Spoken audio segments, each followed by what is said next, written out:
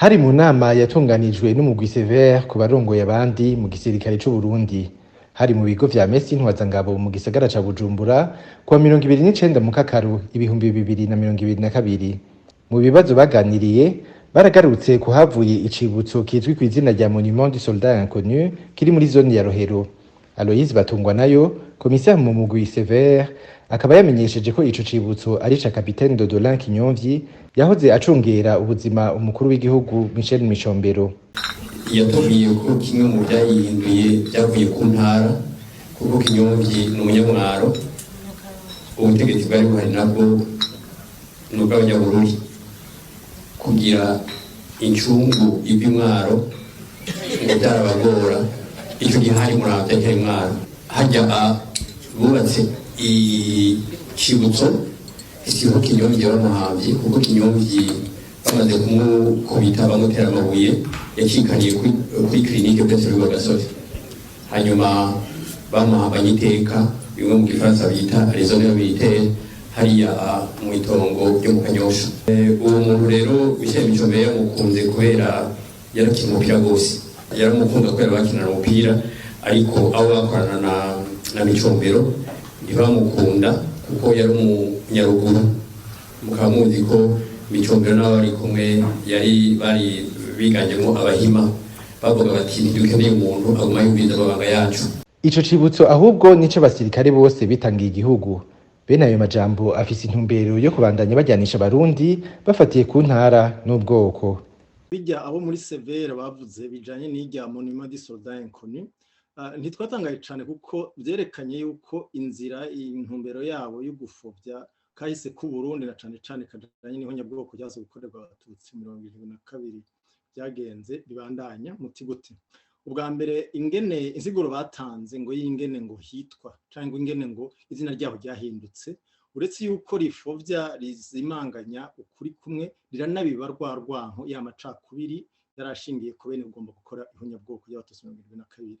Dufashe nka bijya komiseri Batungwanayo yavuze ngo ijya monument ngo bahavuye ngo bayihindura ngo izina ngo kubera ngo bari bayubatse ngo yitwa ngo Monument ngo Kinyomvyi, ngo kubera ngo ari ngo umunyamwaro uno munsi baca basanga ntibogira ngo intwari y'umunyamurambya, uretse ko ari kinyoma, uretse ko abandanya ibinyoma batanguye bavuga, bibonekeza ahubwo yuko birya muri ya nzira dusoma mu citwa plan de guerre du Paripehutu nkuko casohotse mu kinyamakuru l'Humanité c'itariki 3 mu 1994, aho yerekana mu ngingo zayo 8 ziri mu bice bibiri.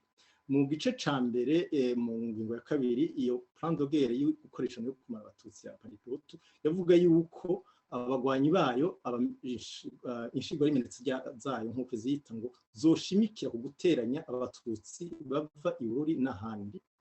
Mu gice ca kabiri ukavuga kandi yuko boshimikira ku gufuvya ku kwambika urubwa igisirikare. Rero igisirikare naho nashaka nkabireka, murumva yuko Batungwanayo yitwa kurira sévère y'igihugu aza asubiramo natavuga yuko ariko asubiramo amajambo ya Paripehutu yo kugomba kumara abatutsi nko yari yabishikije 1994 muri urwo rwandiko.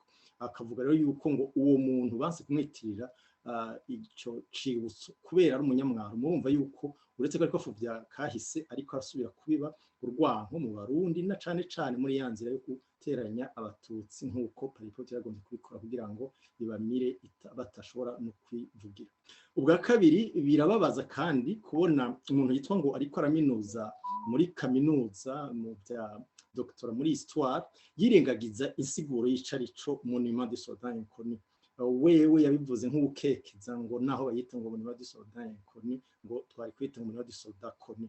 Ni cake nyine ndiko mvuga yuko yagombye gushimikira cyane yuko banse kuyitirira Kinyomvyi ngo kubera ngo ava imuramvya, ariko akiyibagiza yuko mu bihugu byose byagize intambara harabaho ivyibutso nk'ivyo. No mu gihugu tubayemo ca Canada irimwe mu bihugu byose ya Rusiya, Ubufaransa, ni icibutso, ni umugigwa uriho mw'isi watangwe mu 1920 igihe batangurira mu Bufaransa bibuka abasirikare bari baguye mu ntambara y'isi yose ya mbere. Ni kuvuga rero muri Makenya yuko aho kuza gusigura, aho kuza gutanga umuco ku bijanye na kurya rw'ibutso bafobeje ukuri.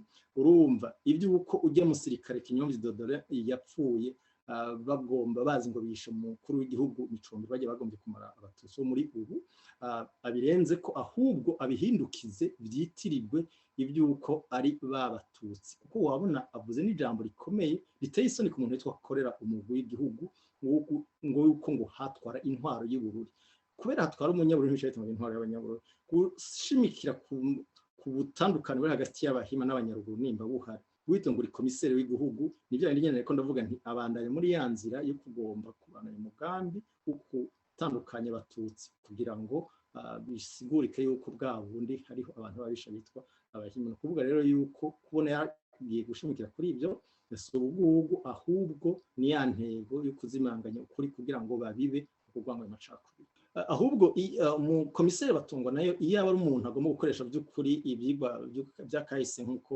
avuga ko abinonosa ku rwego rwa doktora ntiyari kwirengagiza ukuntu kijya cibutso citwa gushika nyine aho bagihinduye bakagisambura rwose citwa icibutso c'intwaramiheto ziguze Uburundi ico iyaba umuntu agomba kuvuga ukuri yari kwerekana yuko ahubwo bakuyeho izina ry'umuntu icibutso citwa umuntu umwe citwa c'intwaramiheto zose ico rero ni kimwe nariko ndavuga nti umuntu bimwe by'indambi vugisha dutovuze ahubwo n'ubuhinga umuntu yoba yarize ariko ari aranonosa ku rwego rwo hejuru kujya Batungwanayo aburengana kugira ngo abandanye cakinyuma. Muri iyo nama nyene umukuru w'umugwi CVR Pierre Claver Ndayicariye yashikirije amajambo yemeza ko capitaine Kinyomvyi yagandaguwe na bamwe mu basirikare bariko barategura ihonyabwoko ku bahutu. Ibikorwa vy'umugwi CVR bikaba bitera impungenge abanyepolitiki batavuga rumwe n'umugambwe uri ku butegetsi hamwe n'amashirahamwe yigenga ko uwo mugwi ukorera ku mategeko y'umugambwe CNDD-FDD ko rero ataco abarundi bo kwizera ko ushobora kunywanisha abarundi.